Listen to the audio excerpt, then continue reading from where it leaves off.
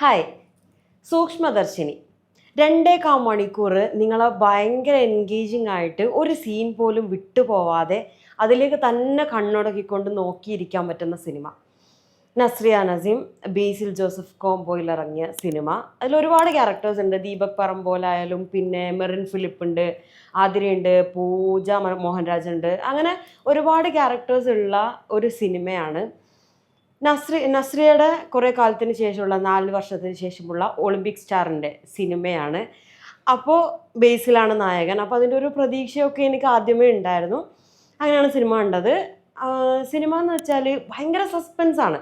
Suspense എന്ന് വെച്ചാൽ തുടക്കം തൊട്ട് തന്നെ ഒരു സ്ലോയിൽ തുടങ്ങി. എന്താണ് ഇവർ ക്യാരക്ടേഴ്സ് ആരൊക്കെയാണെന്നൊക്കെ ഒന്ന് ബിൽഡ് ചെയ്ത് തുടങ്ങി. പിന്നീട് ഇത് മൊത്തം സസ്പെൻസാണ്. എന്താ കഥ എന്ന് പോലും നമുക്ക് മനസ്സിലാവാത്ത രീതിയിൽ സസ്പെൻസാണ് എൻഡ് വരെ.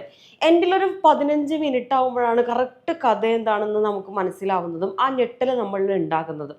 അതുവരെ കൃത്യമായ സസ്പെൻസ് ഫോളോ ചെയ്തിട്ട് അത് എന്താ നസ്രിയയുടെ ഒപ്പരാണ് നമ്മൾ സഞ്ചരിക്കുക സിനിമയിൽ ഉടനീളം. നസ്രിയ ചെയ്യുന്ന ആ ക്യാരക്ടർ അതിലൂടെയാണ് ഇങ്ങനെ പോവുക. അതിങ്ങനെ പോയി അവർ കണ്ടുപിടിക്കുന്ന കുറേ സാധനങ്ങൾ. സൂക്ഷ്മദർശിനി എന്ന് പറഞ്ഞാൽ തന്നെ ആ ഒരു ലെൻസൊക്കെ വെച്ചിട്ടുള്ള ആ ഫ്രെയിം നമ്മൾ കണ്ടിട്ട് നമുക്കറിയായിരിക്കും. ഭയങ്കര എന്താ പറയുക, ഒരു സംഭവം തന്നെ കൃത്യമായിട്ട് ഫോക്കസ് ചെയ്ത് അനലൈസ് ചെയ്തിട്ട് ഇതിൻ്റെ അവസാനം എന്താണ്, എന്തുകൊണ്ടാണ് ഇങ്ങനെ സംഭവിക്കുന്നുള്ളത് എന്നുള്ള കുറേ സംശയത്തിൻ്റെ പുറത്താണ് ഈ നസ്രിയ ഒരു കാര്യം അന്വേഷിച്ച് പോകുന്നതും. അതിൽ ഇവർ ലാസ്റ്റ് കണ്ടുപിടിക്കുന്ന ഭയങ്കര എന്താ പറയുക, നമ്മൾ തന്നെ ഞെട്ടലുണ്ടാക്കുന്ന കൈൻഡ് ഓഫ് ഒരു സസ്പെൻസാണ് എൻഡിലുണ്ടാകുന്നത്. ഭയങ്കര രസമായിട്ട് അഭിനയിച്ച് എല്ലാവരും തകർത്താടിയിട്ടുണ്ട്. ബേസിൽ ആസ് യൂഷ്വൽ നമ്മൾ പ്രതീക്ഷിക്കുന്ന ഒരു ക്യാരക്ടറല്ല ബേസിൽ ചെയ്തിട്ടുള്ളത്. വളരെ ഡിഫറെൻ്റ് ആയിട്ട് നമ്മൾ ചിന്തിക്കാൻ പറ്റാത്തൊരു രീതിയിൽ ഒരു പുതിയൊരു സാധനം പുള്ളി ട്രൈ ചെയ്തിട്ടുണ്ട്. അതിൽ സക്സസ് ആയി എന്ന് തന്നെ പറയാം. എൻ്റെ ഒരു അഭിപ്രായത്തിൽ പുള്ളി അത് നന്നായിട്ട് ഡീൽ ചെയ്തിട്ടുണ്ട്. എന്താ വെച്ചാൽ എല്ലായിടത്തും നമ്മൾ കോമഡി ചെയ്യുന്ന, തമാശ ചെയ്യുന്ന ഒരു ബേസിലിനെ കണ്ടിട്ട് ചില സമയത്ത് നമുക്ക് ദേഷ്യം തോന്നുന്ന, വെറുപ്പ് തോന്നുന്ന ഒരു ബേസിലിനെ കാണുമ്പോൾ ഉണ്ടാകുന്ന ഒരു മാറ്റമുണ്ട്. അത് നന്നായിട്ട് വർക്കൗട്ട് ആയിട്ടുണ്ട്.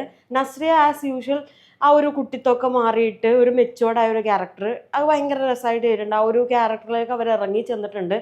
ഒരു നോർമൽ ഫാമിലിയിൽ നടക്കുന്ന കാര്യങ്ങളും അതിൻ്റെ ഇടയിൽ അവർക്ക് ഉണ്ടാവുന്ന കുറേ സംശയങ്ങളൊക്കെ ആയിട്ട് അങ്ങനെ ഒരു പോകുന്നൊരു ക്യാരക്ടറാണ് നസ്രിയ ചെയ്തിട്ടുള്ളത്. പിന്നെ ഇതിൻ്റെ മ്യൂസിക്കിലേക്ക് വരികയാണെങ്കിൽ ഈ സസ്പെൻസ് എന്ന് പറയുന്ന എലമെൻറ്റിനെ കൃത്യമായിട്ട് പിടിച്ചിരുത്താൻ, അല്ലെങ്കിൽ ഒരു എന്താ പറയുക, പ്രേക്ഷകന് ഒരു സസ്പെൻസ് ഫീൽ ചെയ്യിപ്പിക്കുന്ന തരത്തിൽ ക്രിസ്റ്റോ സേവ്യറാണ് മ്യൂസിക് ചെയ്തിട്ടുള്ളത്. അത് ഭയങ്കരമായിട്ട് ചെയ്തിട്ടുണ്ട്. പുള്ളിയുടെ കഴിവ് നന്നായിട്ട് തെളിയിച്ച ഒരു സിനിമ കൂടിയാണ്.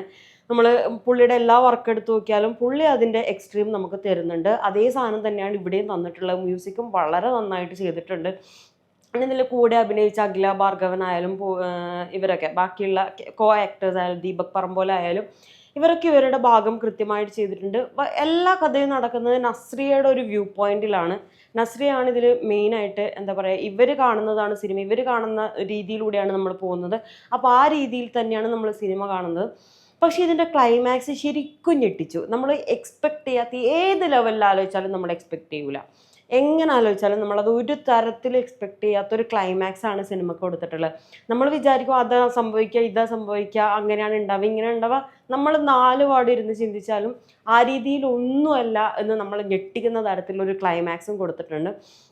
2.4 മണിക്കൂറാണ് സിനിമയുള്ളതെന്ന് ഞാൻ പറഞ്ഞു. അപ്പം കൃത്യമായിട്ട് നമുക്ക് എൻജോയ് ചെയ്ത് ഓരോ ഫ്രെയിമും എൻജോയ് ചെയ്തിട്ട് തന്നെ നമുക്ക് ആദ്യം തുടക്കത്തിൽ ഇതെന്താണെന്ന് ഒരു തലയും വാലും കിട്ടൂല. അതിങ്ങനെ പോയി പിന്നീട് ഇതിങ്ങനെ സംശയം കൂടി അതിന് അവസാനം ഒരു ബോംബ് പൊട്ടിക്കുക എന്ന് പറയില്ല, ആ രീതിയിൽ തന്നെ എടുത്തു വെച്ചിട്ടുള്ള സിനിമയാണ് സൂക്ഷ്മദർശിനി. അപ്പോൾ എല്ലാവരും തിയേറ്ററിൽ പോയി തന്നെ കാണേണ്ട സിനിമയാണ്. അടിപൊളിയാണ് ഗൈസ്. ഞാൻ വെറുതെ പറയില്ല, എനിക്ക് ഭയങ്കര ഇഷ്ടപ്പെട്ടു. നല്ല രസമായിട്ട് ചെയ്തിട്ടുണ്ട്. ജിതിൻ്റെ വർക്കാണ്. അപ്പോൾ അടിപൊളിയായിട്ട് ചെയ്തിട്ടുണ്ട്.